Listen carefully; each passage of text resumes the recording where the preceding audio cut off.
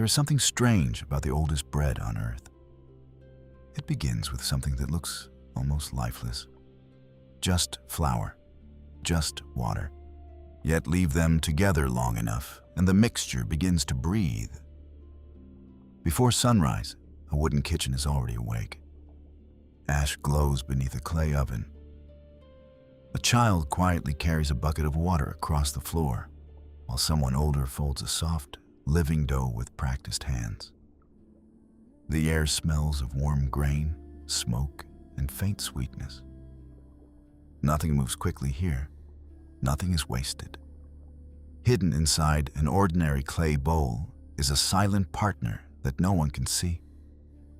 Yet every family depends on it.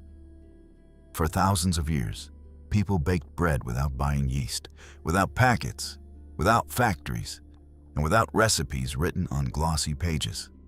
How? Because they understood something we've almost forgotten. And the greatest secret wasn't in the oven. It was already alive. Bread was not a comfort food. It was survival. For medieval families, grain meant life. One failed loaf wasn't a mistake. It was wasted months of labor. Every handful of flour carried harvests, weather, and human effort. And yet something essential was missing. There was no commercial yeast, no reliable ingredient, no control, only observation. The strange truth is this: the solution existed long before anyone understood what it was. At some point, someone left flour and water too long. It didn't spoil, it changed. And someone noticed. That moment changed everything. Not a recipe, a system. But to understand how this spread across Europe, we have to go further back. Along the Nile, ancient bakers mixed flour and water as always. But one day, something unexpected happened. The dough bubbled. It smelled richer. It baked lighter and stayed fresh longer. No one knew wild yeast existed. They only saw results. So they kept a piece of dough and used it again and again. A living system was born. Every great loaf began with something alive. From Egypt, the idea spread across Greece, then Rome. Soldiers carried it on roads. Merchants carried it through trade. Monasteries preserved it in silence. The grains changed. The tools changed. The places changed. But the system survived. By medieval times, every region had adapted it. Cold climates relied on rye. Warmer regions used wheat. Many households mixed grains into practical daily bread. No two villages baked the same way. Because bread was never standardized, it was read. Bakers didn't follow instructions. They followed signals, smell, texture, timing. Some mornings it rose quickly, other days it resisted. And they adjusted. Not with precision, with experience. Medieval bakers didn't understand chemistry, but they understood outcomes. A stone oven took hours to heat, so bread had to last days. Sourdough quietly solved that. Its slow fermentation changed everything inside the dough. It held moisture longer, stayed edible for days, and developed deeper flavor naturally. One grain showed this best: rye. Without fermentation, rye is unstable. With it, it becomes reliable, strong, and edible. Not through control, but through time. Bakers didn't optimize ingredients, they optimized patience. Good bread was never about luck, it was about patience. And still, they never knew what was actually doing the work. Today, we see what they could only observe. A starter is a living ecosystem. Wild yeasts create gas that lifts the dough. Lactic acid bacteria shape acidity, flavor, and stability. Together, they build balance.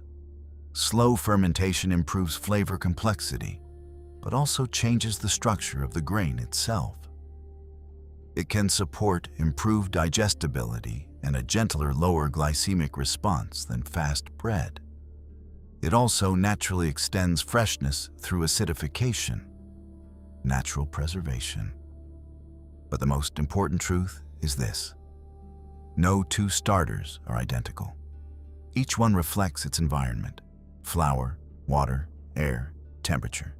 Every loaf carries a trace of place, a small living fingerprint of where it was made. Even neighboring villages could unknowingly nurture slightly different microbial communities. The local grain, the minerals in the water, the surrounding air, and even the wooden bowls used for mixing all shaped the starter over time. Every household quietly developed a bread with its own unmistakable character. And this system still exists today, waiting. Imagine setting a small bowl on your kitchen counter tonight. Add about 100 grams of flour and roughly 100 milliliters of water. Stir until no dry flour remains. Cover it loosely with a clean cloth and simply leave it where the room feels comfortably warm. Nothing dramatic happens at first. That's exactly the point. The next day, remove about half and replace it with another 100 grams of flour and 100 milliliters of water. Repeat this gentle rhythm each day. Soon, tiny bubbles begin to appear. A pleasantly tangy aroma follows.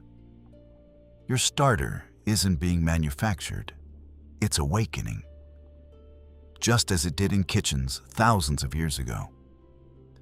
When it becomes lively enough to double in size after feeding, mix about 100 grams of active starter with 500 grams of flour, 350 milliliters of water, and 10 grams of salt. Bring everything together into a soft dough. Fold it gently a few times over several hours, then let it rest. Leave it overnight, allowing time, not force, to do the work. The next morning, shape the loaf, let it rise once more, and bake it until the crust turns a deep golden brown, and the kitchen fills with the unmistakable aroma that has welcomed families home for centuries. There are faster methods, but few are more satisfying, because every great loaf began with something alive. Back in a quiet medieval kitchen, the fire fades into embers.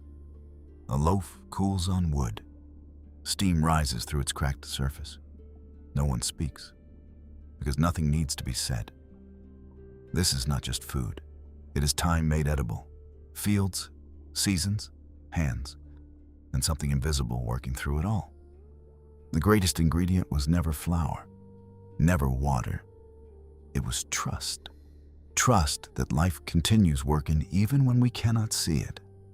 For thousands of years, people cared for a living culture, and it cared for them in return. Every time a starter is fed today, the same story continues.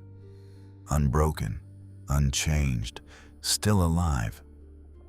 Good bread was never about luck. It was about patience.